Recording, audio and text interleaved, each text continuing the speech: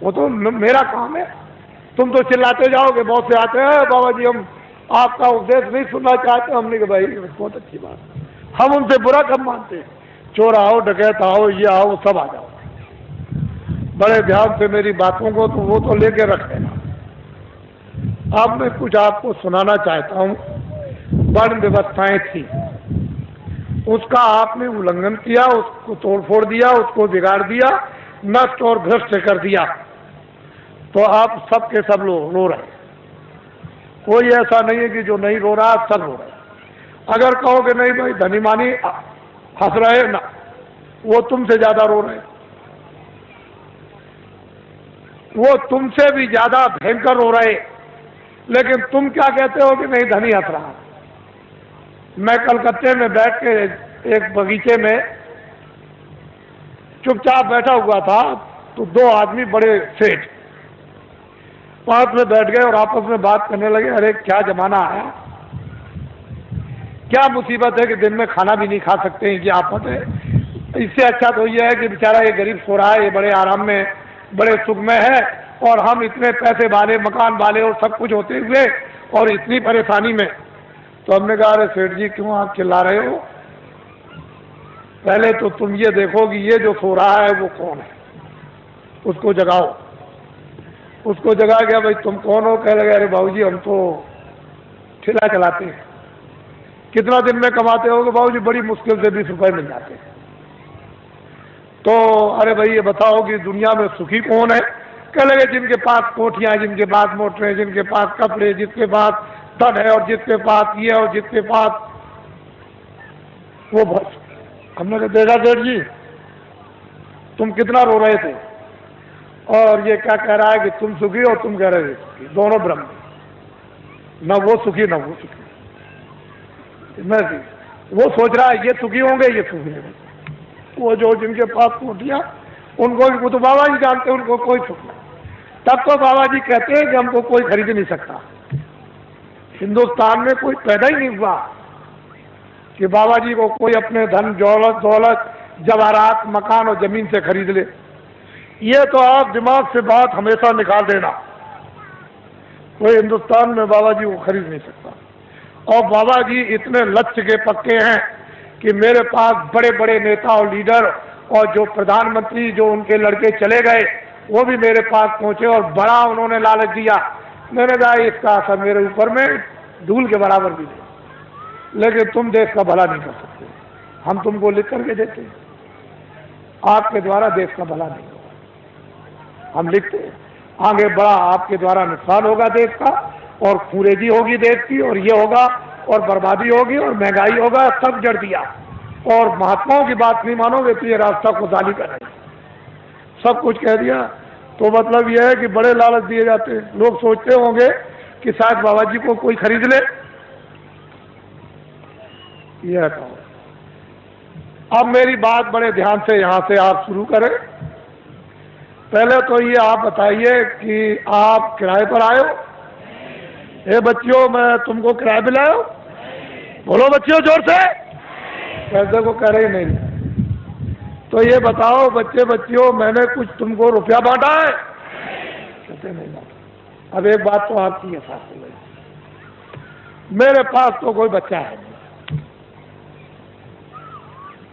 मैं अकेला फकत हूं। अगर तुम्हारी दृष्टि से देखा जाए तो मेरे पास कोई बच्चा। अब ये बताओ जब मेरे पास कोई बच्चा नहीं और मैं तुमको कहता हूं कि तुम किराए के मकान में, तो क्या मैं अमृत के मकान में? मैं भी किराए के मकान में, आपको भी छोड़ना मुझे भी छोड़ना।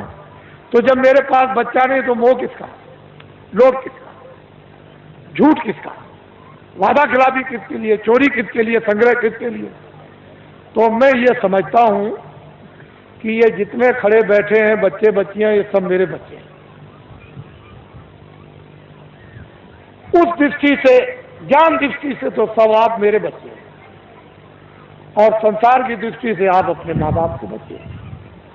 बात समझ में आई? मोटी बात को समझ लीजिए आप। बाबा जी को तो कोई राष्ट्रपति और प्रधानमंत्री बनना नहीं है, न इसकी कोई ख्वाहिश है। अब समझ लो अच्छी तरह से आप।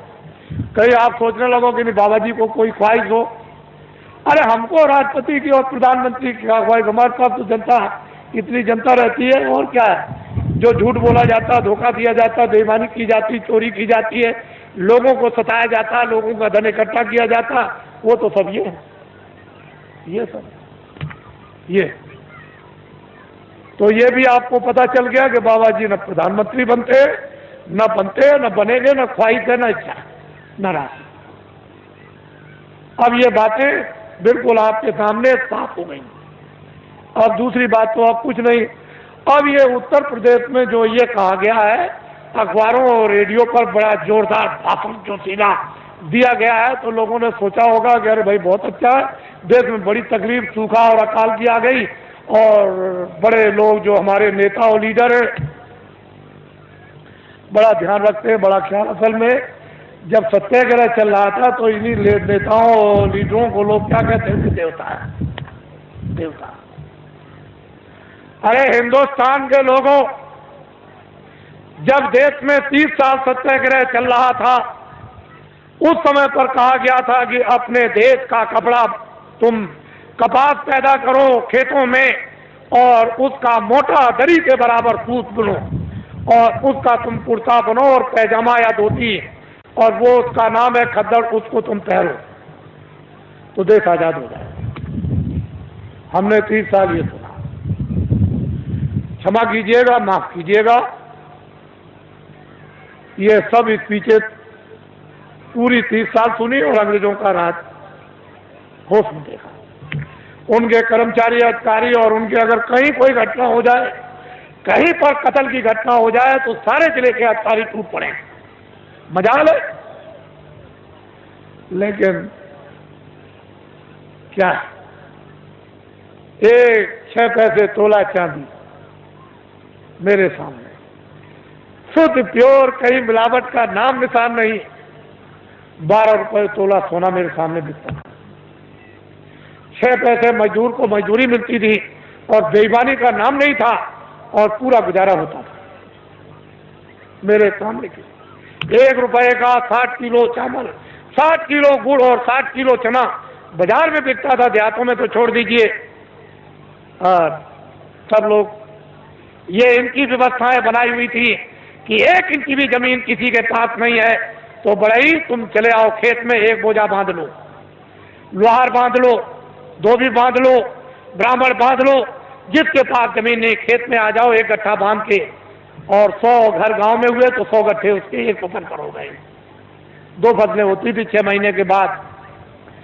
100 गट्ठे धोबी, 100 गट्ठे बड़ई, 100 गट्ठे नाई, 100 गट्ठे ब्राह्मण, ये बांधते थे। और उस वक्त में 1 गट्ठा वो तो 200 गट्ठे हो गए एक एक के पास। क्या जरूरत है उसको खेती जोतने की और खेती रखने की, उसका तो पूरा। और ये हमारे छत्री और ब्राह्मण चुपचाप बच्चों को भेज दें, चले जाओ नाई के पास अनाज है, बड़ई के पास रखा हुआ, धीरे से सफाई पर ले आओ।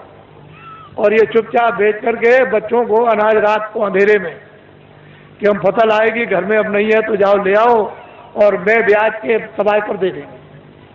हमने देखा ब्याह शादी में ये छत्री और ये ब्राह्मण उन छोटे लोगों के काम, कपड़ा देना, ये देना, वो देना, अनाज देना, दूध देना, और फिर घी देना, लकड़ी देना, किसी तरह की छोटे को कोई तकलीफ नहीं हो पाती।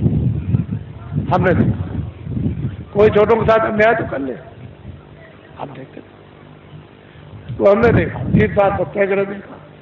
क्षमा कीजिएगा, 48 में आज़ादी मिली, 5000 भी हिंदुस्तान में खद्दड़ पहनने वाले नहीं थे। समूचे हिंदुस्तान में पाकिस्तान को भी मिला दिया जाए, उसमें भी, और लंका को भी मिला दिया जाए, तो 5000 हिंदुस्तान में खद्दड़ पहनने वाले नहीं थे। जब ये कहा गया कि देश आज़ाद हो गया, खद्दड़ पहन लो, कहने लगे हम नहीं पहनेंगे, अपने घर और मकान कौन जलवाएगा, कौन बर्बाद कराएगा, इतना खौफ था। और एक दिन की आवाज पर इन बच्चों ने 1 करोड़ ने टाट। चलो जंगलवासियों, चलो चलो जंगलवासियों, आप अपनी जगह पर रहो बच्चों, वहीं धीरज के साथ सब लोग उसी जगह बैठे रहो, अपनी अपनी जगह पर बैठे रहो।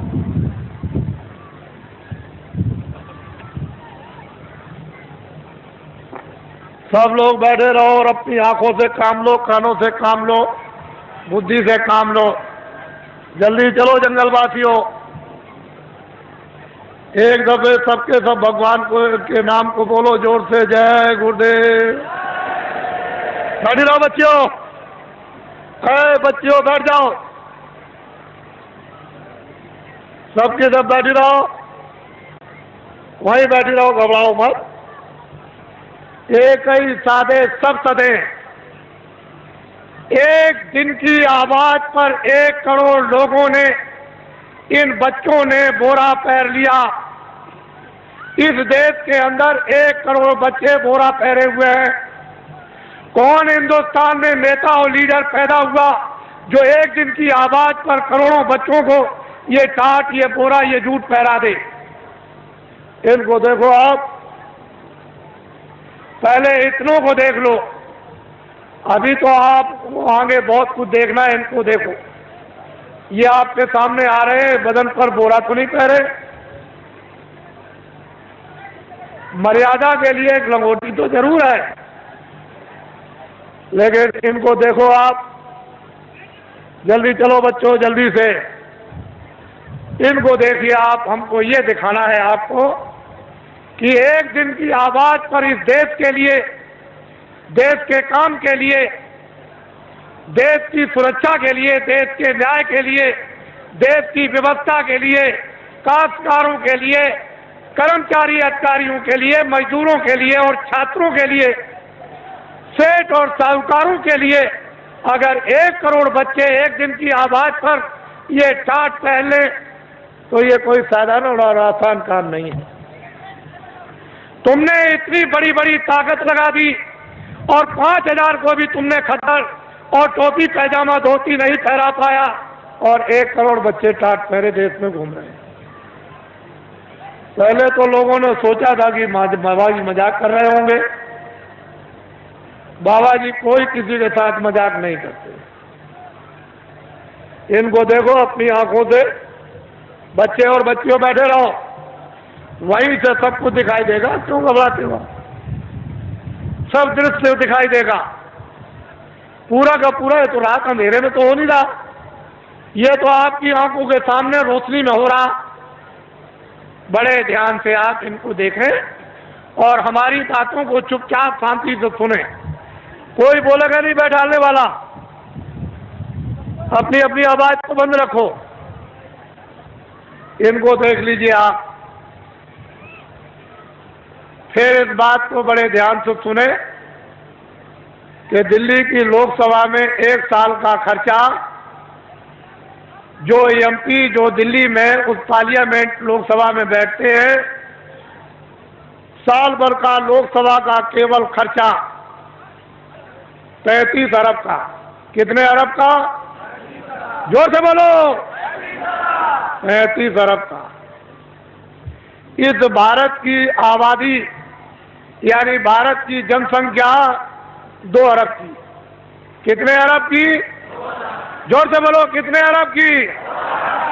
मैं आपकी बुद्धि से पूछना चाहता हूं कि दिल्ली की लोकसभा में एमपी बैठ करके, शासन करने वाले बैठकर ढंढोरा पीट कर रखवार रेडियो पर कि 80 करोड़ 80 करोड़ और 80 करोड़ का लोकसभा में बैठ करके बजट बनाया जाए, तो मैं आपसे मोटी बुद्धि से पूछना चाहता हूं, 2 अरब की आबादी को पूरा पड़ जाएगा? और रेडियो पर आपने जो ढंढोरा पीट रखा है और जो नसबंदी और गर्भपात आपने जो कुछ भी करवाया और 4-4, 5-5 महीने के बच्चों को जो आपने गिरवा दिया, क्या ये हत्या नहीं है? ये अपराध नहीं है? अंग्रेजों के राज में एक भी अगर गर्भपात गिराया जाता था और पता चल जाए अधिकारियों को, तो न्यायालयों में जाकर के उसको सजाए मौत की सजा होती थी। आए देशवासियों, क्या वो कोई कानून नहीं था? इतने आपने गर्भपात गिराए, इतनी नसबंदी कर्मचारी अधिकारियों की आपने इमरजेंसी में इनको पकड़कर सेठ साहूकारों को, इन देवियों को और बच्चों को पकड़कर आपने इतना बड़ा, आपने जनसंख्या की कमी के लिए आपने जो काम किया, और इस समय पर 2 अरब की आबादी है। बोलिए आप फेल हो गए कि नहीं? बोलिए फेल हुए कि नहीं? हमने भी मेरठ देखा था 50 साल पहले, हमने भी दिल्ली 50 साल पहले देखी थी। एक मामूली सी दिल्ली थी, वो चांदनी चौक के इर्द गिर्द ही आबादी थी और बाकी दिल्ली में कुछ नहीं था। हमने अपने आंखों से देखा था। आज उस दिल्ली को देखिए तो एक जो दिल्ली से 30-40 किलो की मील की दूरी पर गांव भी होगा, वो भी शहर बच गया। हमने देखा था। आपने सबसे पहले आपने प्रजातंत्र में ये शासन करने वालों ने अपराध किया है कि इस जनता प्रजातंत्र जनता के सामने आपने जनता की चोरी की, और ये अभी तक आपने नहीं बताया कि भारत की आबादी इतनी है। बोलिए अपराध है कि नहीं? बोलिए, है अपराध। ये सबसे बड़ा अपराध भारतीय संविधान ये कहता है, बड़ा भारी अपराध है। जनता की प्रजातंत्र में चोरी नहीं करनी चाहिए, और आपने क्यों चोरी करके रखा है इसको मैं बताना नहीं चाहता। मैं आपसे सबसे ये पूछना चाहूंगा, आप तो गृहस्थ आश्रम में बाल बच्चों में रहते हो, क्या आदमी अपनी स्त्री से कोई घर का या बाहर का राज छुपा सकता? कोई आपका गोपनीय भेद आपका यानी स्त्री से आप छुपा लेंगे? तो जब घर का और बाहर का कोई भेद स्त्री से नहीं छुप सकता है, तो क्या कोई फरिश्ते ऊपर से उतर आए? मान लो अगर कोई विदेशी देश का आदमी विदेशी देवी से, औरत से शादी करे, तो शायद हो सकता है कि वो बहुत बड़ा हो गया है, वो अपनी स्त्री से अपना राज छुपा लेगा? नहीं छुपाएगा। तो ये बताओ कि देश का आदमी विदेशी औरत से शादी चलते फिरते में करे, मंदिर भी ना हो और मस्जिद भी ना हो और मुल्ला भी ना हो और पंडित भी ना हो और दरिया का किनारा भी ना हो और कोई मंदिर और मठ भी ना हो, गिरजाघर भी ना हो, और चलते में अगर शादी कर ले तो उसको राजा बना दोगे? तो आपने ये सबसे बड़ी गलती क्यों की? भारत के प्रधानमंत्री ने विदेशी स्त्री से शादी की है, और आपने ये अपराध क्यों किया कि उसको राजा बनाया? क्यों आपने ये अपराध कर डाला, ये बताइए। ये देश के लिए, जनता के लिए, ये अपने गौरव के लिए, अपनी जाति समाज के लिए ये क्या छोटा अपराध है? अब ये बताइए, जब आपने प्रधानमंत्री राजा बना दिया तो कोई गोपनीय अपनी स्त्री से राज छुपा सकता है? तो ये सिद्ध और साबित हो गया कि मंत्रालय का, फौज का और उनका, और जो योजना बनाते हैं, जो कमजोरियां हैं इस प्रजा की, इस जनता की, इस देश की, इस हथियारों की, उड़ने वाले हो, मारने वाले हो, जो कुछ भी फैक्ट्रियों का उत्पादन हो या संग्रह हो, वो सब विदेश में चला गया। मैं एक बात और आपको ये बताना चाहता हूँ, उस समय पर ये राष्ट्रपति जो आए तब तो नहीं थे, लेकिन हमारे सरदार राष्ट्रपति थे जो रिटायर हो गए। उस समय पर यानी भारत की टकसाल करेंसी विदेशों में छपने के लिए दे दी गई। टकसाल और करेंसी विदेशों में छपने के लिए दे दी गई। भारत का संविधान और भारत की नीति, आप एमएलए और एमपी, और मतलब यह है कि जो भी संसद सदस्य हों वो राष्ट्रपति से शपथ ग्रहण करते हैं कि हम अपने भारत का, भारत की जनता का, भारत के विकास का और फौज का और फौज के सामान का हम कोई भी प्रतिज्ञा करते हैं गोपनीय भेद किसी विदेशी को नहीं बताएंगे और अपनी करेंसी किसी विदेश में नहीं छपवाएंगे। फिर राष्ट्रपति न्यायाधीश, जो मुख्य न्यायाधीश दिल्ली में रहते हैं सुप्रीम कोर्ट में, उनसे शपथ लेते हैं कि हम कोई भारत की जनता के खिलाफ यानी गोपनीय ऐसा राज ओपन नहीं करेंगे जिससे हमारे देश का और भारत की जनता का नुकसान हो जाए। और अगर आप ये गोपनीय राज भारत और भारत की जनता का, फौज और फौज के सामान का अगर आपने ओपन कर दिया तो संविधान का अपराध आप लोगों को लग गया। वो करेंसी टकसाल विदेशों में छपने लगी। मैं ये बताना चाहता हूं कि जो टकसाल, जो करेंसी विदेशों में रुपया छप रहा और छपाया जा रहा और बताया जा रहा, क्या उस पर राष्ट्रपति के कोई हस्ताक्षर हुए? आपको ये बताया गया राष्ट्रपति द्वारा कि हस्ताक्षर हो गए राष्ट्रपति के विदेश में भारत की करेंसी इस देश को चलाने के उत्पादन के लिए और खुश और समृद्धि के विकास के लिए बाहर छपाई जाएगी। कोई राष्ट्रपति और उपराष्ट्रपति का कोई दस्तखत हुआ? आपने कभी सुना? तो आप क्या छत्री हो? क्या हो आप? कौन सी मूछ लगाई आपने? कौन से बाल लगाए? और फिर क्या तुम छत्री हो? क्या रखते हो बुद्धि और क्या तुम वीरता रखे हो? तुम्हारे पास में क्या ज्ञान है? ये तो भारतीय संविधान कहता है। इतना बड़ा राज इस भारत की जनता के साथ, विकास के साथ और देश के कानून के साथ ये पूरा जो इसका खिलवाड़ किया गया, ये क्षमा योग नहीं है। मैं कुछ नहीं कहना चाहता। आपकी तकलीफ जो इस मंच पर पटकते हो, दर्दों को, उसकी वजह से मुझको ये सब आपके सामने आना पड़ा। और मैंने तो अभी कुछ नहीं कहा, इसमें क्या मसाला भरा हुआ आपको तो कुछ मालूम नहीं है। ये तो मैं बताना चाहता हूं, वह संसद सदस्य जिनको आपने चुन करके विधानसभाओं में और लोकसभा में भेजा, उन्होंने इस पर आलोचना क्यों नहीं की? वो तो ज्ञानी थे, वो तो तुम्हारे भेजे हुए थे, तुम्हारे नुमाइंदे थे कि तुम्हारी तरफ से, तुम्हारे देश की तरफ से, तुम्हारे कानून की तरफ से, तुम्हारे उत्पादन की तरफ से, तुम्हारी खुशहाली की तरफ से बोलेंगे। तो वो संसद सदस्यों ने क्यों नहीं कहा? क्यों नहीं शोर मचाया? उनको दिल्ली में शोर मचाने की जरूरत नहीं, लखनऊ में शोर मचाने की जरूरत नहीं। वो लौट करके आते और जनता में शोर मचाते।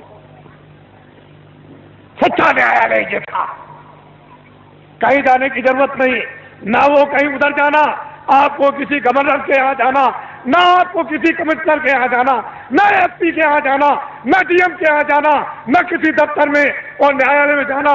ये सच्चा न्यायालय तुम्हारा था, ये वोट का न्यायालय था। जब तुमको ये अधिकार मिला तो तुम यहाँ चिल्लाते आकर के कि वो करेंसी जो है बगैर राष्ट्रपति के दस्तखत के, बिना उपराष्ट्रपति के दस्तखत के वो करेंसी विदेशों में छापी जा रही। अब तुम्हारे पास क्या रह गया? ये भी नहीं, ये लंगोटी भी उतर जाएगी, ये भी चली जाएगी हाथ से। और वो कत्लेआम होगा जो बाबा जी पहले से सुनाते चले आए। सरेआम बाजार में कोई भी तुमको देखने वाला नहीं होगा। तुम्हारी बहु बेटियों को जब लोग खींच करके ले आएंगे और सड़कों पर डाल लेंगे, तब तुम कहोगे चलो बाबा जी के पास दौड़े। ये काम आएंगे आज से, ये खड़े हुए ये काम आएंगे, यही आपके काम आएंगे।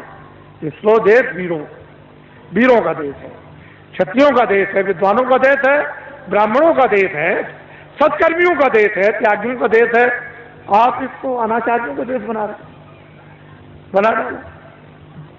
इसलिए आप इससे कहो, गांव-गांव में आपको जरूरत नहीं है, ना आपको दिल्ली में किसी तरह के सत्याग्रह की, कोई आंदोलन की और फेरियों की जरूरत नहीं है, ना दफ्तरों में आप जाते हो। ये बेचारे हमारे जो इंस्पेक्टर है यहाँ, ये कोई जा रहा दिल्ली, कोई लखनऊ जा रहा, कोई जा रहा, तो वहाँ रैली निकलेगी, सत्याग्रह होगा। आज इसका सत्याग्रह, कल उसका सत्याग्रह। आप उस मजिस्ट्रेट का, उस डीएम का, उस बेचारे जो रक्षा करते हैं उनका समय तो वहाँ चला गया, तब तक यहाँ डकैती हो गई, तब तक यहाँ कत्ल हो गया। तुम चिल्लाए दरोगा जी, तुम चिल्लाए एसपी साहब, ये तुमने क्या कर दिया? और वो बेचारे चले गए वहाँ उनको बचाने के लिए। अरे ये क्यों करते? कहीं जाने की जरूरत नहीं। बस अब एक काम करो, लाओ इधर पकड़ाओ, एक ये काम करो, ये भूमि जोता खेतिहर काश्तकार संगठन की जो आधारशिला 10 सितंबर 1987 में रखी गई ग्राम देवलखा, तहसील केसरगंज, जिला बहराइच। लोगों को मालूम नहीं था, वो तो मजाक समझते थे कि बाबा जी मजाक कर रहे, आधारशिला कितने आदमियों के बीच में, ये तो आपको कोई इतने आदमी इकट्ठे नहीं कर सकता। उनको तो ये पता नहीं था कि बाबा जी इतनी जल्दी जल्दी काम करेंगे। तब तक फौरन घोषणा हो गई, 5, 6, 7 को फौरन चलो हरदोई, और काम का भूम जोता खेतर का ठंडे, हमको शक्ति दो, हमको ज्ञान दो, हमको बल दो। देखो आप फिर देखिए, आप इस झंडे को ले लो।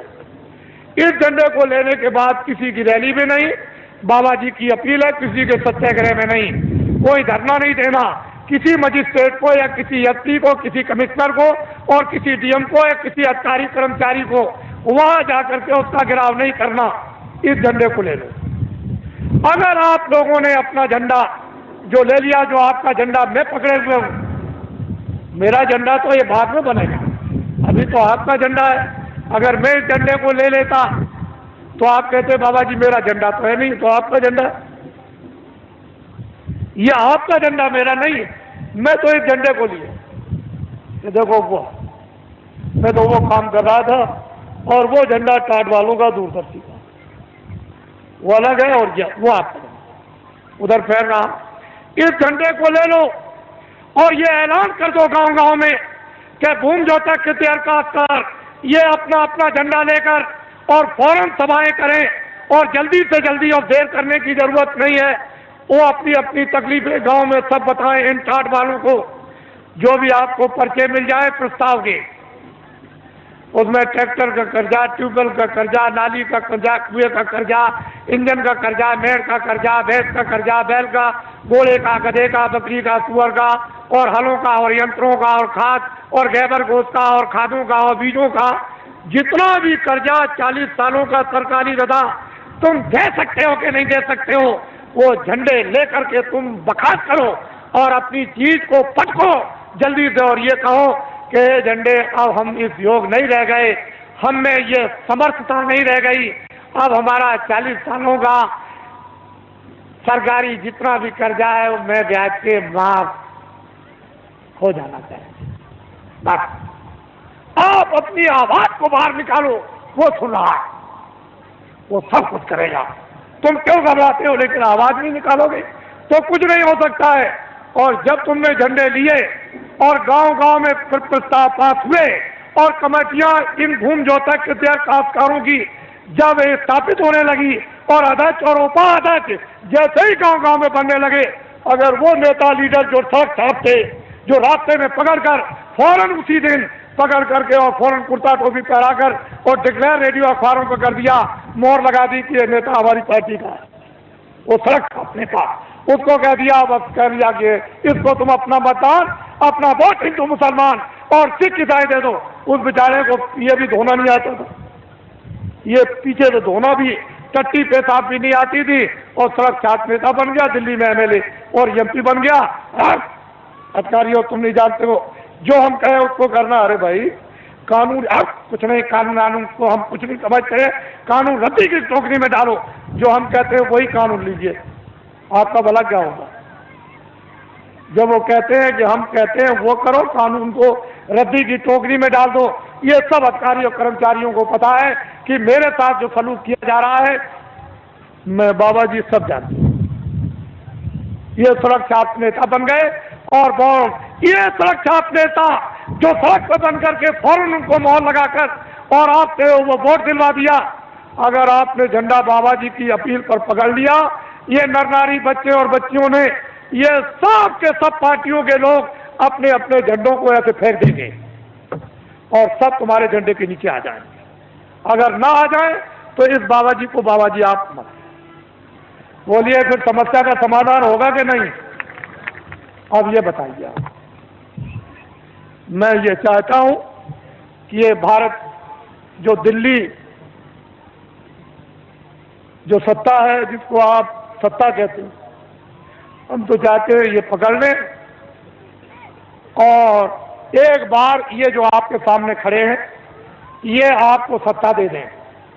फिर इनसे हम क्या काम लेंगे तो शंकराचार्य जाने या राम जाने, या मतलब यह है कि वो कृष्ण के वो ऋषि मुनि जाने, लेकिन एक बार इन आपको जब सत्ता दे दें तो फिर आप सत्ता लेकर के फिर से नव निर्माण कर दिया जाए नए ढंग से और व्यवस्था आपके सुपुर्द कर दी। फिर आप कोई भी गलती करे, कभी भी कान पकड़ के बाहर, अभी गलती करेगा तो निकाल सकते हो? बोलो, निकाल दोगे एमपी को? बोलो, किसी मिनिस्टर को निकाल दोगे? नहीं निकाल दोगे। तो तुम्हारा अधिकार ही क्या रह गया? जिस आदमी को वोट देने का अधिकार, उसको पूरा पूरा राइट उसको निकालने का भी है, ये आपको मिलना चाहिए। ये नहीं मिलेगा आप कैसे? सामाजिक अधिकार ये सबको था कि समाज में न्याय के अधिकार सबको गांव गांव में थे और सब बिना पैसे के न्याय गांव गांव में होते थे। वो अपने बच्चे को भी नहीं छोड़ते थे न्याय करने वाले, उनको भी सजा देते कि तूने गलती किया, 5 रुपए का प्रसाद ला करके वो बांट दे और माफी मांग काम पकड़ के वो अपने बच्चों से भी माफी मंगवाते थे। तो आपके पास क्या कुछ है? इसलिए गांव गांव में तो पहले भूमि जोतक हितैषी काश्तकारों की सभाएं, फिर उसका अर्थ और मतलब, फिर उसके बाद उसका प्रस्ताव कामों का, उसके बाद है फिर उसका चुनाव। और जल्दी से जल्दी देर करने की जरूरत नहीं है, जल्दी करो। जितनी जल्दी तुम करोगे, अब तो वो रास्ता निकल आया, जितनी जल्दी करो उतनी काम आपका होगा।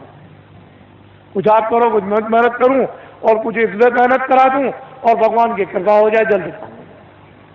आपको तो चाहिए कर्मचारियों, अधिकारियों, सेठ और साहूकारों, सबके हितों, जनहितों के लिए ये बाबा जी ने पूर्ण रूप से योजना बना ली। हमको तो कुछ नहीं करना, हमको तो ये टाट की लंगोटी भी उतरवा के फेंकवा देना।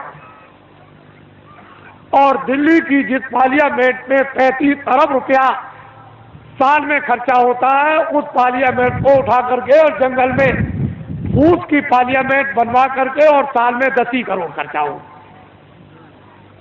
और इन लगोटी के या गैर लगोटी के द्वारा देश का एक बार संचालन करा दिया जाए और दुनिया को यह दिखा दिया जाए, ये हिंदुस्तान की बात नहीं, दुनिया को यह दिखा दिया जाए कि 40 वर्षों का हिंदुस्तान का सरकारी कर्जा लदा हुआ भूमि जोतक हितैषी काश्तकारों पर वो माफ और कर्मचारी अधिकारियों को जितना वेतन, यानी छोटे से छोटा और बड़े से बड़ा 10,000 वो, और सेठ और साहूकारों की जो काली ब्लैक मनी है वो सब की सब बिना अपराध और बिना किसी टैक्स के ये सब की सब वाइट करवा दी जाएगी। और इन पर कोई किसी तरह का आपको लाइसेंस नहीं देना है, सब लाइसेंस यानी फ्री कर दिए जाएंगे और सबको छोटे बड़े कारखाना लगाने का इनको अधिकार दे दिया जाएगा कि तुम छोटा से छोटा बड़े से बड़ा कारखाना लगा दो। आपको ये क्या मालूम, ही तो संकेत है, ये झंडा आपको पकड़ना है। इसलिए अब आप तैयारी करो कि आपने गलती की है, आपने अपराध किया है। एक तो वास्तव में मानवता का, इंसानियत का अपराध, फिर विधान का अपराध, फिर ईश्वर की तरफ से, फिर ऋषि मुनि महात्मा रामायण गीता की तरफ से, आप कुरान की तरफ से गुनहगार। अब गुनाह आपका कब जाएगा? ये जो आपकी दौलत को लोगों ने पनडुब्बियों में, तोपों में, हवाई जहाजों में, इसमें सामान के लाने, सामान के ले जाने में, हीरे जवाहरात की खदानों में इकट्ठा करने में और फिर ये योजनाओं के बनाने में और बाहर से जो कर्जा ले आए उसमें से 75% ये सब खा गए विदेशी बैंकों में। 22 मुल्कों में, यही आपके पास में नेपाल है, यहाँ के मिनिस्टरों ने, लोगों ने इतना रुपया नेपाल की बैंकों में जमा कर दिया है, इतना रुपया जमा किया। अगर नेपाल का ही खाली रुपया हिंदुस्तान का जमा किया हुआ अगर वापिस आ जाए तो जितना भी बात से आप कर्जा ले आए हो वो कर्जा और ये ब्याज ये पूरा का पूरा अदा हो जाएगा और बहुत सा विकास भी हो जाएगा। इतना यहाँ नेपाल में रुपया आपका जमा, जो भारत की गरीब जनता का आपने जमा किया है, और ये सब कुछ पता चल गया है। इसकी सबकी इंक्वायरी कौन कराएगा? ये भूमि जोतक हितैषी काश्तकार ये कराएगा। हमने तो ये कह दिया है कि दफ्तरों का ऑडिट करवा दिया जाए तो 20-20 साल की सबको सजा होगी। लेकिन हमने अपने कर्मचारी अधिकारियों को पूर्ण रूप से जनता के सामने बता करके निकाल दिया कि ये कोई भी मतलब ये भ्रष्ट नहीं है, इनमें से कोई भी भ्रष्ट नहीं है, न कर्मचारी, न अधिकारी, न छोटे न बड़े, न पुलिस के और न पुलिस के अधिकारी, न इनकम टैक्स, न सेल टैक्स, और हमारे सेठ साहूकार भी नहीं है और छात्र भी नहीं है और हमारे काश्तकार भी भ्रष्ट नहीं। ये व्यवस्था भ्रष्ट है। इसलिए हमने अधिकारियों कर्मचारियों को निकाल दिया और जनता से अनुरोध किया है कि कभी भी ये मत सोचना कि अगर कभी तुम कहोगे ऑडिट कर दिया जाए तो देखें कौन, तो ये गुनहगार और ये अपराधी नहीं है, ये बिल्कुल आपके सामने छोड़ दिए गए। अब ये कौन आएगा गिरफ्त में, जहां से संचालन होता है, यह तो उनके ऊपर आकर के पड़ेगा कि आपने कर्मचारी अधिकारियों को काम क्यों नहीं करने दिया, तो कहीं ना कहीं तो बात फंसेगी आकर, लेकिन ये बिल्कुल निकल जाएंगे।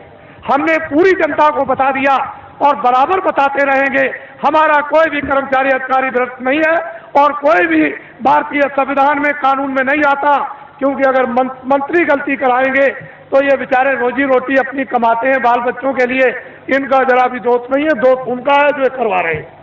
बोलो है कि नहीं, करवाने वाले का दोष है, इनका कुछ दोष। अगर इनके पास जमीन होती और जागीर होती तो इनसे कह देता कि नौकरी छोड़ दो, लेकिन अब जमीन और जागीर नहीं है तो मैं कह भी नहीं सकता, फिर नहीं कह सकता, इसलिए कोई दोषी नहीं है। आप इस पर गंभीरता से आप विचार करो। अब आइए एक आपको पहले एक कहानी सुना दें। एक राजा का राज था, राजा के राज में प्रजा बड़ी सुखी थी। अपनी जगह बैठ लो बच्चों, राजा अभी बैठे रहो, देर लगेगी, अभी बैठे रहो, देर लगेगी। राजा के राज में प्रजा, अभी सब चीजें देखो, अभी देर है।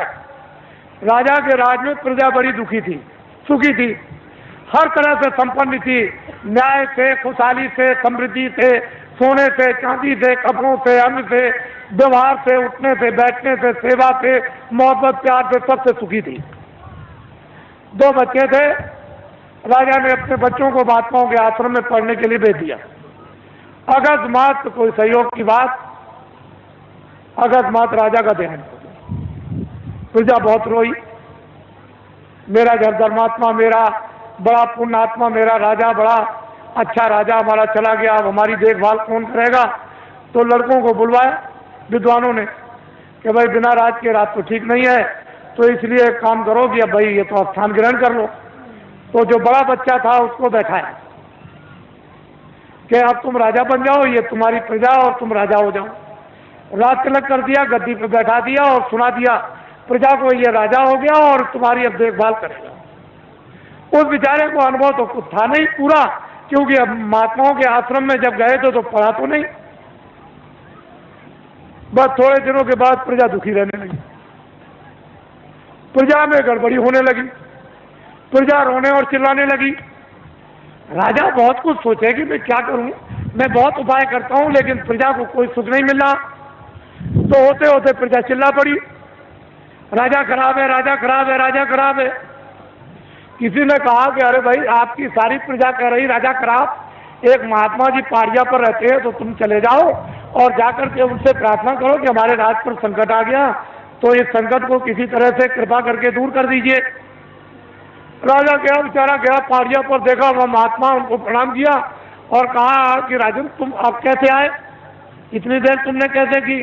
चले महाराज मुझे तो मालूम था नहीं कि इस पहाड़िया पर कोई महात्मा रहते हैं कि तुम्हारे राज में, तुमको ये नहीं मालूम कि महात्मा रहते कि नहीं रहते, फिर तुम्हारा राज कैसा। चले महाराज बड़ा संकट आया है, कृपा कर दीजिए हमारा संकट प्रजा का चला जाए, और सारी प्रजा रो रही। तो उन्होंने कहा अच्छा एक काम करो, किताबों में लिखा हुआ है कि प्रजा पर, परिवार पर, शरीर पर कोई संकट अगर आ जाए, चाहे राजा हो, तो भगवान नाम का जाप करा ले तो ये तकलीफ दूर हो जाएगी।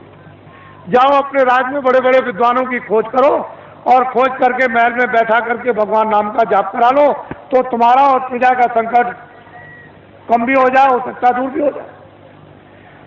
राजा उधर से आए, अधिकारियों को दे दिया कि जाओ तुम चले जाओ विद्वानों की खोज करो।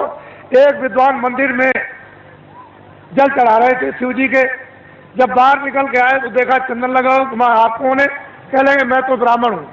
कह लगे बस आप ही की तो तलाश के लिए मैं आया था, और चलिए चलिए राजा ने आपको याद किया है, जल्दी चलिए आपको और कुछ नहीं करना, राज पर संकट आ गया, भगवान नाम का जाप कर दो, आपको दक्षिणा मिलेगी।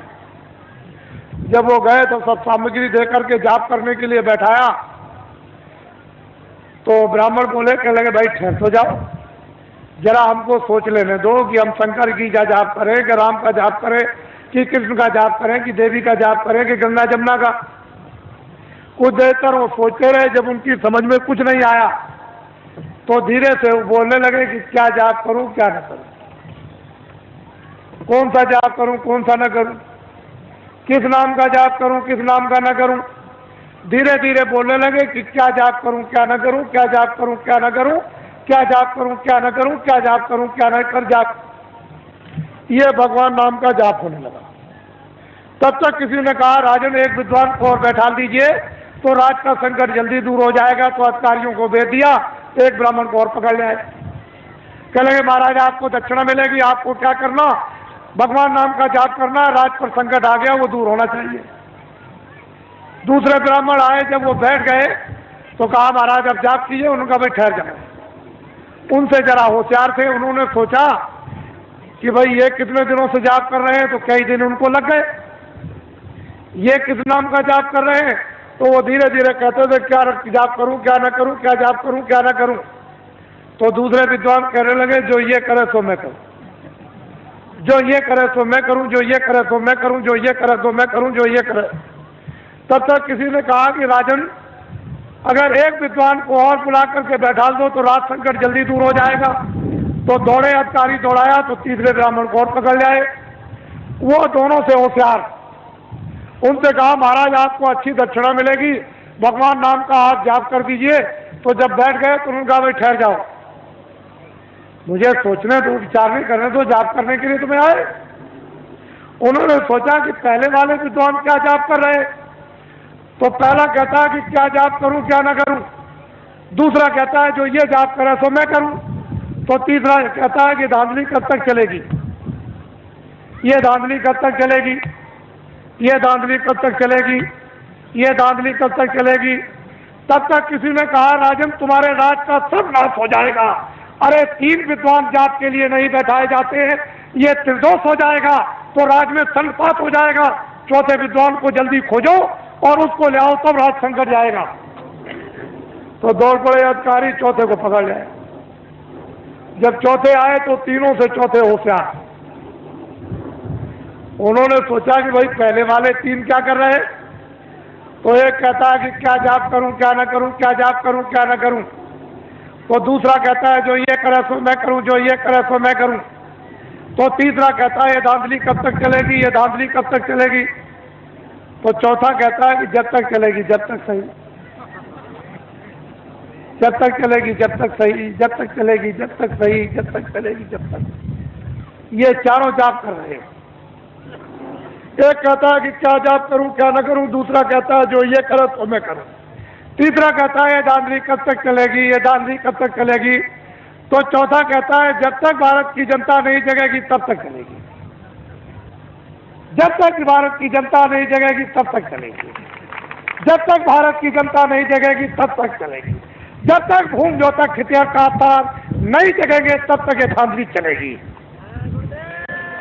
किसी ने आकर के कहा कि राजन बड़े बड़े विद्वान भगवान नाम का जाप कर रहे, उसको देखा जाए।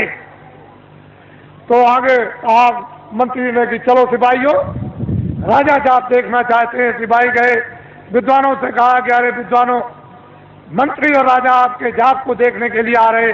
कह लगे कोई चिंता फिक्र मत करो, कब आ रहे, कितने बजे से आएंगे, इतने बजे से आएंगे, चल पड़े।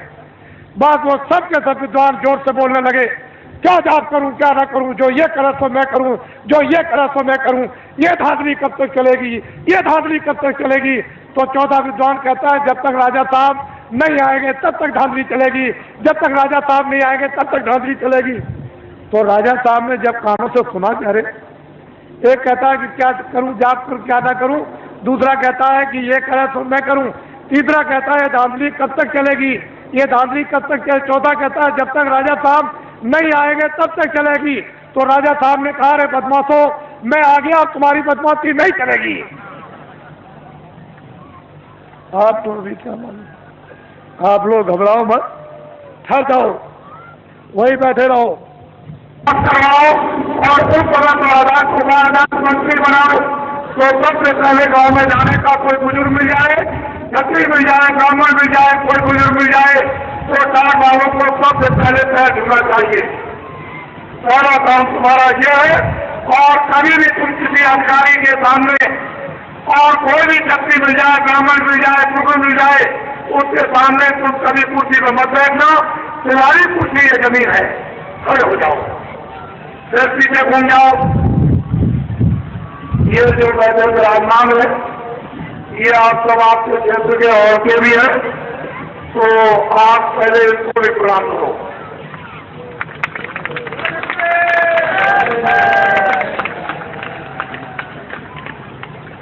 इनको देखिए आप, गौरव जी चाहते हैं कि जो व्यवस्थाएं, सब व्यवस्थाएं जो खत्म हो गई, ये बड़े बड़े लोग बैठे हैं सामने और पीछे, ये जमींदार थे, जागीरदार थे, ये कोई काम नहीं करते थे। इनका काम क्या था कि लोगों को न्याय देना, लोगों को न्याय दिलवाना, रक्षा करने और वक्त पर उनके काम आना।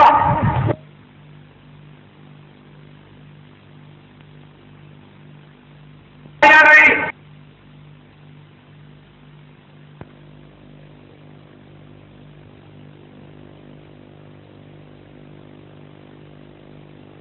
झोला लेकर पीछे पीछे जो राम ने वरदान दिया था, जब भगवान राम जा रहे थे सोमनाथ को, तो नर नारियों के साथ में विदा करने के लिए हिजर भी गए। भगवान राम ने कहा कि जाओ नर नारी, तुम अयोध्या लौट जाओ, हम जल्दी वापिस 14 वर्ष पूरे करने पर आ जाएंगे। तो नर और नारी तो चले गए, लेकिन अयोध्या के हिजर अभी किनारे पड़ गए। जब भगवान राम लौट कर आए और नदी पार करने लगे तो वहां बहुत लोग पड़े हुए, पूछा तुम लोग कौन हो, क्या सरकार हमको अयोध्या भेजे? यहाँ कैसे पड़े हुए हो कि सरकार आपको विदा करने आए थे? जब आप वनवास 14 वर्ष के लिए जा रहे थे तो गए क्यों नहीं? कि सरकार आपकी नरनारियों को आदेश दिया था कि तुम अयोध्या लौट आओ, हमने नर नारी तो हम सरकार से अगर आपके आदेश के विपरीत आपका आदेश भी हुआ तो ये पड़ गए। उन्होंने कहा जब तुम 14 वर्ष से हमारी तरह तुम समस्या करते रहे कि सरकार पूछ लीजिए आप। चले जाओ, हम बहुत प्रसन्न और खुश हो गए। हम तुमको ये वरदान देते हैं कि जब सहयोग आएगा तो दिल्ली का राज तुम विधवाओं को दे दिया जाएगा। और ये छत्रियों की आन और शान खत्म हो गए हैं। छत्रियों आए ब्राह्मणों, हम चाहते हैं कि तुम्हारा खून बिल्कुल शुद्ध और साफ हो जाए और खून में ताकत आ जाए और तुम्हारी मूछ से भी रह जाए, पैर की मूछ रह जाए। और अब तुम्हारा ये फिर से खून साफ करने का और पैर की मूछ लगाने का ये काम है कि गाँव में तुम जल्दी से जल्दी चलो और होम योगा के साथ साथ ये वैचारिक क्रांति का ये झंडा उनको पकड़ा दो। ये तुम्हारा काम है। अब तो तुम्हारा खून साफ हो जाएगा और तुम सच्चे तो कहलाओगे। ये तो कोई करना ही पड़ेगा, इसलिए अब तुम बच नहीं सकते हो। ये तुम्हारे लिए बहुत उत्साह है और इसमें भी और कठोर काम आएगा। फिर तुम क्या करोगे? ये तो अभी सस्ता करो, खड़ा हो जाओ और पीछे घूम जाओ। ये इस मैदान में हमारे बहुत से मनाना और प्रेरक का सामान आया है। ये लोग ये कहते आए कि सामान का हमको पैसा दे दीजिए। क्या बताएं, ये सामान लेने हमको किराया देने को मिले। ये अविश्वास महात्मा ऋषियों मुनियों के साथ कभी नहीं होता था। ये अविश्वास इसलिए सबसे पहले आप जिन लोगों ने अविश्वास ये विचार में और कर्म के काम पर किया है उनको भी आप प्रणाम करो। और हम विश्वास थे एक पैसे की गलती नहीं, और जो कुछ भी आपने सामान दिया है उसका आपको पूरा जो वादा किया है केवल किराए का देते हैं, पूरा किराया आपको मिलेगा। किसी को किसी चीज की घबराने की जरूरत नहीं। जब तुम आश्रम कराओगे, बाबा जी तो सही बैठे रहे तो हमारे नाम से लाखों रुपए का सामान ला सकते हो, लेकिन लोग जानते हैं कि एक नए पैसे की गलती नहीं, खल हो जाओ, फिर पीछे घूम जाओ और फिर तेजी से पीछे घूमो। ये हमारे अधिकारियों ने बहुत मेहनत की, कर्मचारियों ने, और हमारे जो स्कूल का ये मैदान है छात्रों का, उन्होंने शायद लोगों ने जिन्होंने इस मैदान में योगदान दिया। खड़े हो जाओ, ये हमारी माताएं आई है जिससे तुम पैदा किया हो, फिर वो प्रणाम करो। ये हमारी माताएं हैं, तुम इनसे पैदा हुए तो प्रणाम करो। इनके सामने तो वादा कर रहे हो, ये वादा एक भी झूठा नहीं होना चाहिए, क्योंकि ये वादे प्रतिज्ञा इनके सामने तुम बस समझ लो, जिन्होंने इनके सामने का वादा पूरा कर दिया बस समझ लीजिए, वो मुझे प्राप्त कर जाएगा। और माताओं के सामने का जिसने वादा पूरा नहीं किया वो समझ लीजिए आप कि चला गया। जैसे सोने की लंका रावण की चली गई वैसे ही खड़ा हो जाओ, फिर पीछे घूम जाओ और फिर पीछे घूमो। मैं जरा सबका दर्शन करूंगा, क्योंकि सब बच्चियां हैं, बच्चे हैं, बोलते हैं बाबा जी दूर खड़े हुए हैं तो जरा नजदीक से देख ले। सभी इच्छा करते हैं कि बाबा जी को नजदीक से देखा जाए, तो बैठे रहो आप दबाओ नहीं, मैं उधर से आऊंगा और सबका दर्शन करता हुआ फिर जाऊंगा।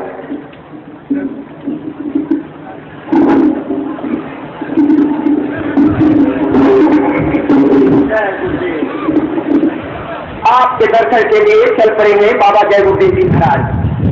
हस्तिनापुर की ऐतिहासिक धरती पर हम सभी लोग उस प्रभु को याद कर रहे थे जिसने जुल्म और अत्याचार को खत्म करने के लिए महाभारत की रचना किया था। आज वो शक्ति उतर करके धरती पर वो जैसा क्षत्रिय काश्तकारों का जो समूह हिंदुस्तान की धरती पर 1.7 करोड़ है, उनके दर्द को दूर करने के लिए धरती पर उतर गई और धरती पुत्रों का दर्शन करने के लिए धरती का उजियाला लाल भारत के इतिहास का एक अनोखा अध्याय लिखने वाला महापुरुष आपके सामने आपके दर्शन के लिए। आप अपने स्थान पर बैठ करके दर्शन करें, अपने स्थान पर ही आप बैठे रहें। बाबा जय गुरुदेव जी महाराज अच दया करके आपका दर्शन कर रहे हैं और आप उनके दर्शन से जो लाभ उठा रहे हैं ये तो इतिहास और वक्त बतलाएगा। आप आज होम ज्योता क्षत्रिय संगठन के इस ऐतिहासिक सम्मेलन हस्तिनापुर में जो 29, 30 और 31 तारीख को संपन्न होने को था, आज उसका ये आखिरी और समापन दिवस है। समापन के अवसर पर दर्शन कर रहे लोगों, आप कितने ही भाग्यशाली हैं, इसकी सराहना देवतागर भी नहीं कर सकते। आप सब अपने अपने स्थान पर बैठ करके ही दर्शन का लाभ लें, जिससे कि पीछे के लोग भी पूरी दर्शन की अभिलाषा से आए हुए हैं, उनकी भी अभिलाषा पूरी हो। बाबा जय गुरुदेव जी महाराज ने जो आप माताओं के सामने अपने भक्तों से जो प्रतिज्ञाएं कराई, देश के कर्मचारियों, अधिकारियों, देश साहूकार, नौजवानों और देश के भूमि के तक्षत्रिय काश्तकारों के संबंध में वो माताओं के सामने की हुई प्रतिज्ञाएं ये पूरा करेंगे। बीच में गुरु हैं, आज इस हस्तिनापुर की ऐतिहासिक धरती पर। जय गुरुदेव।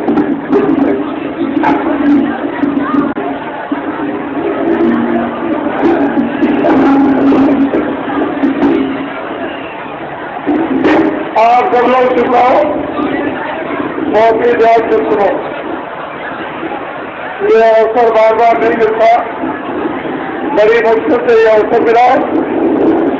इनकी तरफ तुम लोग सबके तो बैठ जाओ, सबके तो बैठ जाओ, सारे जंगलवासियों बैठ जाओ, बैठ जाओ, बैठ जाओ बच्चों, बैठ जाओ बच्चियों, बैठो, खड़ी मत जाओ, बहुत ही ध्यान से सुनो। पहले वो लोग इस बात को अच्छी तरह से सुन लें कि लखनऊ में कोई कार्यक्रम, लखनऊ में कोई भी कार्यक्रम फरवरी में नहीं होगा। लखनऊ में कोई कार्यक्रम फरवरी में नहीं होगा, अगले महीने में कोई कार्यक्रम लखनऊ में नहीं होगा। मैं 13 फरवरी और 22 फरवरी के बीच में जा रहा हूँ आपके सौराष्ट्र में भावनगर के पास, जहाँ पर सोमनाथ मंदिर है। वहाँ धूम जोता खिटियार खासमार लोगों ने वहाँ आह्वान किया है और बड़ी संख्या में जहाँ सोमनाथ मंदिर है सौराष्ट्र में, उसी के पास में ये कार्यक्रम होगा। लेकिन तारीख उसकी 13 और 22 फरवरी के बीच में होगा। उसकी घोषणा मैं कल हो सकता है करूँगा, लेकिन आपके लिए तो उसमें सुनने बड़ी दूर है और आप तो वहाँ जा नहीं सकते, ये वही के लोगों के लिए है। मैं लौट करके वापस आऊँगा तो मथुरा में होली का कार्यक्रम मथुरा में होगा और 13 फरवरी को उत्तर प्रदेश के सभी जिलों में धूम जोता खिटियार खासमार संगठन का वैचारिक ये सम्मेलन होगा। एक ही तारीखों में, चाहे 7 जिले हों चाहे 55 जिले हों, एक ही तारीख में पूरे उत्तर प्रदेश के जिले में धूम जोता खिटियार खासमार संगठन का सम्मेलन होगा।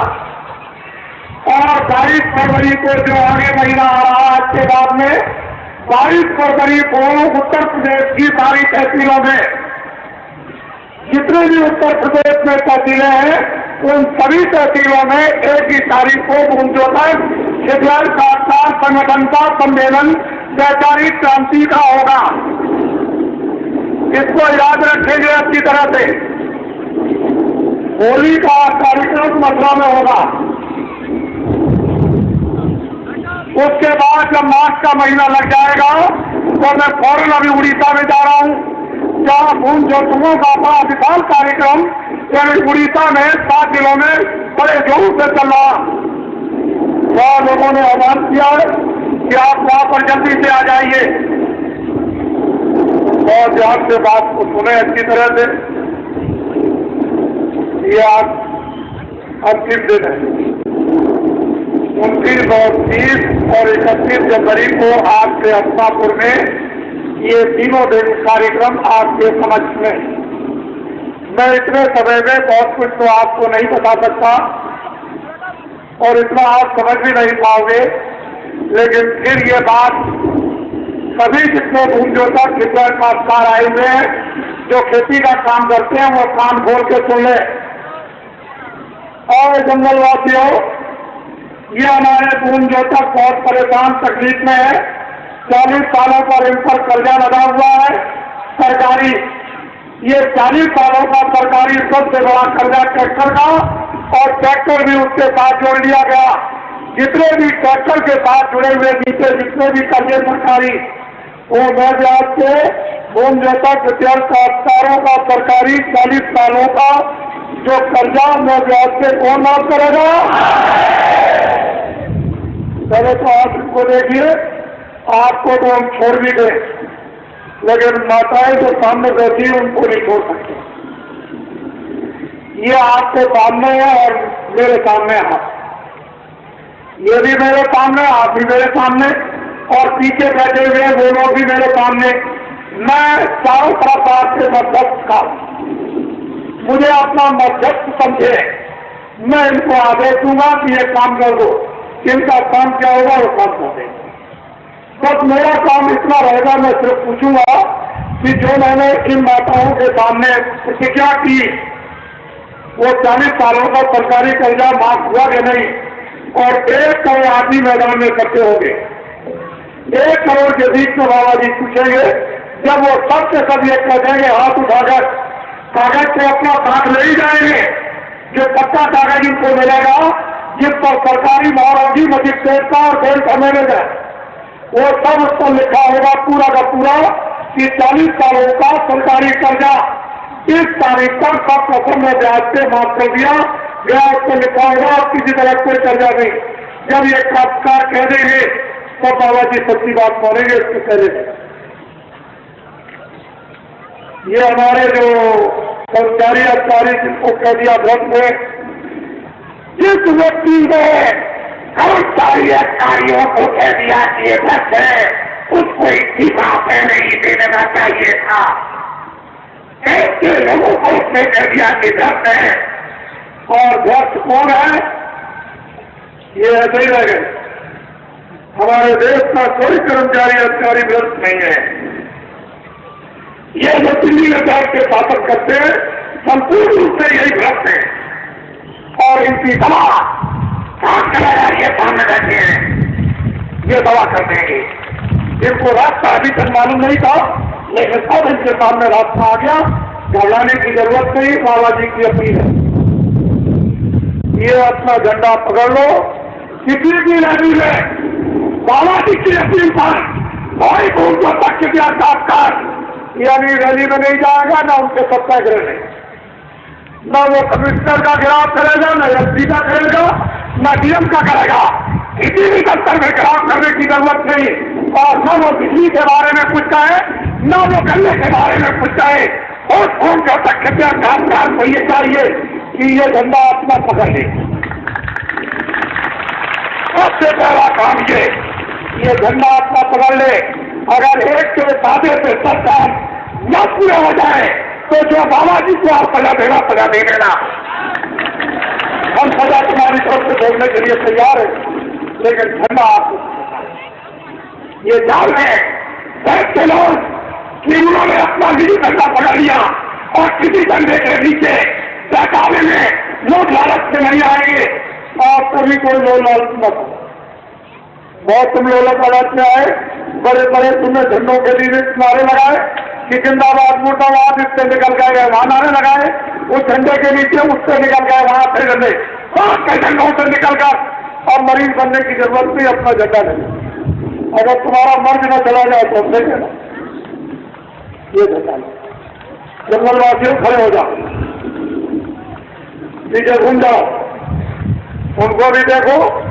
हमारे जहां बीच में बैठे दोनों तरफ, वो साथ वाले बैठे इधर घूमो तक, ये गिटार खासदार संगठन के, और फिर इधर घूम जाओ, सामने ये हमारे आए हुए हैं ये कुछ सुनने के लिए। बाबा जी के मस्तक में ऐसी नवीन नवीन योजनाएं जो आपको स्वप्न में भी मालूम नहीं होगी, इस खोपड़ी में है। लेकिन हमको बता क्यों दे, क्यों कि मुझे तो कोई लोग लालच है नहीं। मैं इतना ही आपको बताना चाहता हूँ कि जो लोग ये कहे कि कौन जोता के दिया खासदारों का सरकारी कर्जा 40 सालों का मैं ब्याज के माफ कर दिया जाएगा, अगर वो लोग आपको ये कहे कि बैंक सभी हिंदुस्तान से बंद हो जाएंगे तो उनसे ये कह देना हिंदुस्तान का कोई बैंक मंत्री होगा और रुपया रखने के लिए उन बैंकों में जगह नहीं रहेगी, उस रुपये को रखने के लिए नई बैंकें और खोलनी पड़ेगी।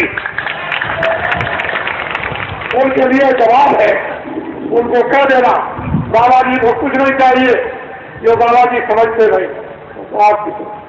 और ये बाबा कौन होगा? जितना विदेशों से कर्जा आया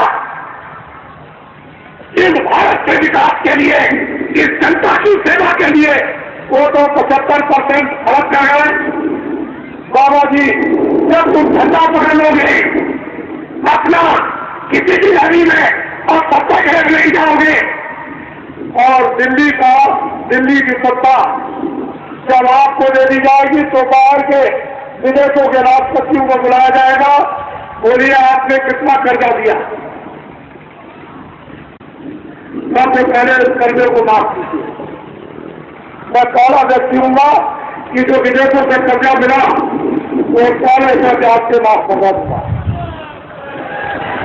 आ जाओ, जब भारत का विकास हो जाएगा तो विश्व के जिन्होंने कर्जा दिया उन राष्ट्रपतियों को बुलाऊंगा और ये कहूंगा कि भारत हमारा सिरमार बहुत बैंक है, ये अपना कर्जा मैं ब्याज के वापस ले जाऊंगा, वापस ले जाऊंगा। हमारे देश का नाम सदा से होता आया और वो हमारा सिद्धांतवादी देश है, चरित्रवान सदाचारी। लेकिन इन लोगों ने ये हिजड़ों के पीछे आप लग गए बरदान में, अब तो वस्ती खत्म हो रहा है उसका, और तुम भी अब तक जाओगे। अब क्या है, पीछे घूमो, सामने घूम जाओ और एक दूसरे से प्रणाम करो।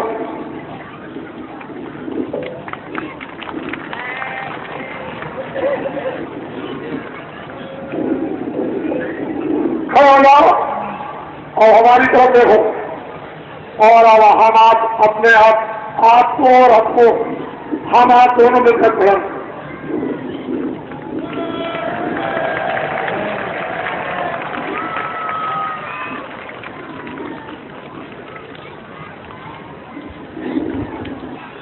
बोलो, आपकी समझ में कुछ आया?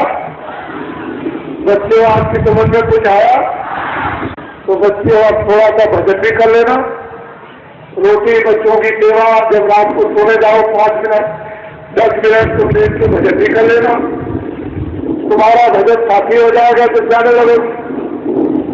और इधर तुम्हारे लिए हम मेहनत कर ही रहे हैं। ये सब चीजें तुम्हारी समझ में आ रही। और धीरे से आप 7:30 बजे आपको और उनकी बात सुनाएंगे। आपको आज 7:30 बजे, आज अंतिम दिन है, 7:30 बजे और उनकी चीज सुनाई जाएगी। खड़े हो जाओ जंगलवासियों और इधर को घूम जाओ सूरज की तरफ। चलो सीधे चलो, चलो आने को जंगलवासियों।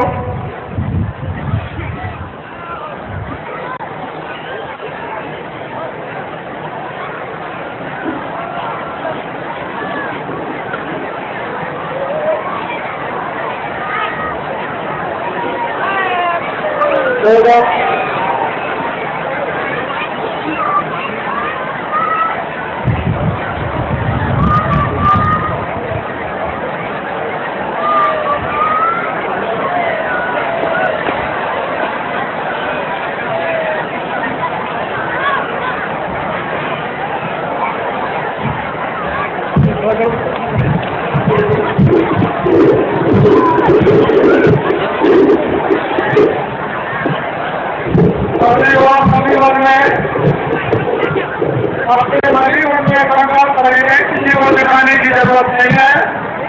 गाँव में अब ये जगह पुराने का दल में होगा और वहाँ ये को देखेंगे, ये फिर देखेंगे कि आपने क्या काम किया, कितनी आपने मेहनत की। ये बाबा जी फिर देखेंगे। बाबा जी ऐसे नहीं है कि आपको छोड़कर के इतनी जल्दी चले जाएंगे। ऐसा नहीं, जब एक बार पकड़ लेते हैं तो छोड़ना नहीं चाहते। बोलो जय गुरुदेव, जय गुरुदेव, जय गुरुदेव, जय गुरुदेव, जय गुरुदेव, जय गुरुदेव।